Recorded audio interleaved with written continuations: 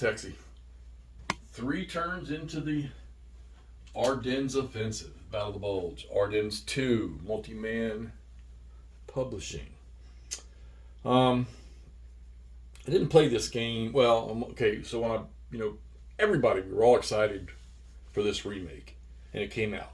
And a lot of us I know had it on pre-order or got it right away and was excited to get it.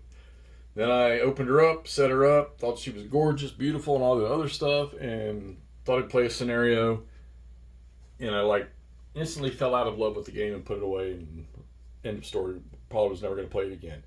And so I was trying to decide what Bulge game I was going to play for December. And so, you know what? Let's give this thing another run. All right. Probably like others, I struggled a lot initially with supply. All right. Now I have an understanding. Thank you, Dean, for making that, actually something that you didn't have to work so hard at to check supply and then apply effects. It's simple. If you're out of supply, you're going to be DG'd. If you're DG'd and you're still out of supply, you're going to remain DG'd. Good. It's all. So we don't have to think about how much more. Then it's the old 5 hex with trace supply, 5 hexes to a road that continuously leads to a supply source, and it's great. So that rule's pushed out. Don't necessarily know if that, how supply is going to play a role in this like it does in some Bulge games, but I'm good with that. I'm satisfied with that rule. It works for me. The barrage thing in this game, I'm not fond of this. I prefer the original system. I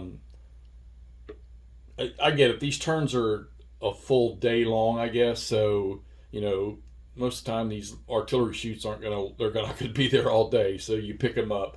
But I just kept thinking to myself that they only affect barrages really only affect the way I'm looking at it.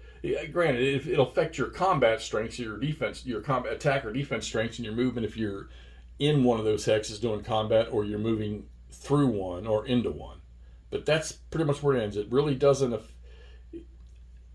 I don't see how when you pick the barrage markers up at the beginning, pretty much of each player's phase, how the Germans drop a barrage and the U.S. goes to their movement phase.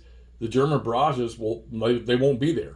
They will not have an effect. They don't get a second barrage like the Americans do, which we know the American artillery in this thing was definitely the king of this fight. So I don't know.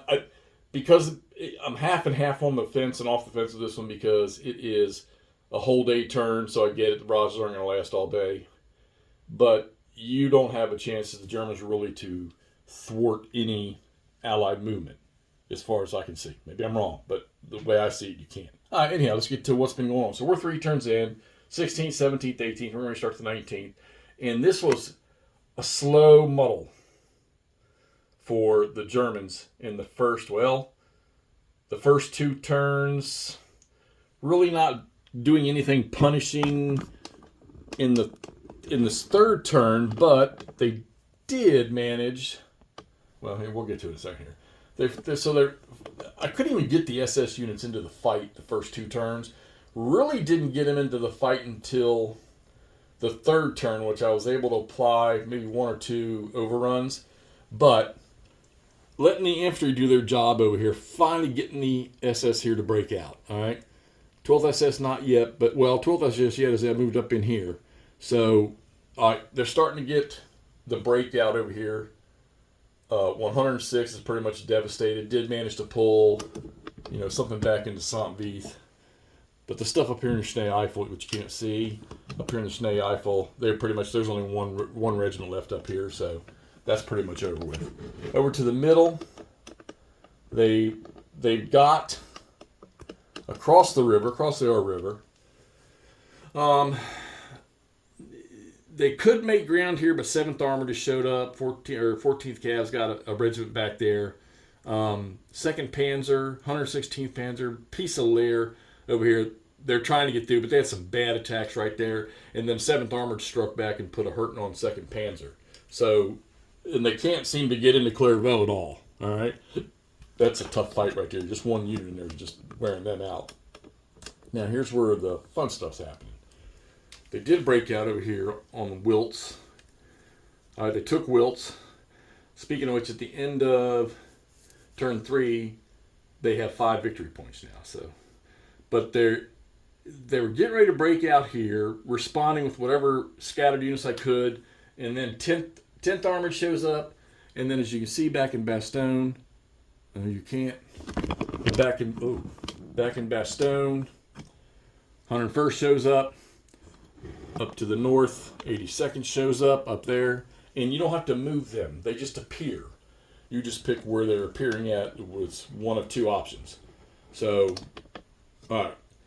I think this is where this game will start. I think, or the offensive is going to define itself with the Americans. 4th turn, reinforcements are starting to arrive. The Germans really. It seems to me that any more Americans reinforcements arrive, the Germans are going to have a tough time getting through any of this. So, are we talking typical Battle of the Bulge, typical Ardennes offensive in 44? I guess we're about to find out. Right now, just by looking at the picture of what's on the map, I say yeah. I just realized I got some reinforcements I didn't move for the Americans. I need to do that. Sitting over there on the corner of the map. Because the Germans don't get a ton more reinforcements. They get some. Well, they get quite a few, but not as much as the Americans do. So, there you go. 3 turns into Ardennes II. 5 victory points on turn 3 for the Germans. Yeah, we're just going to keep chugging right along. Remember now, the victory conditions in this game are whichever turn you had the greatest amount of victory points on is what you're going to use to determine your victory level. All right, let's get it posted. Talk to y'all soon.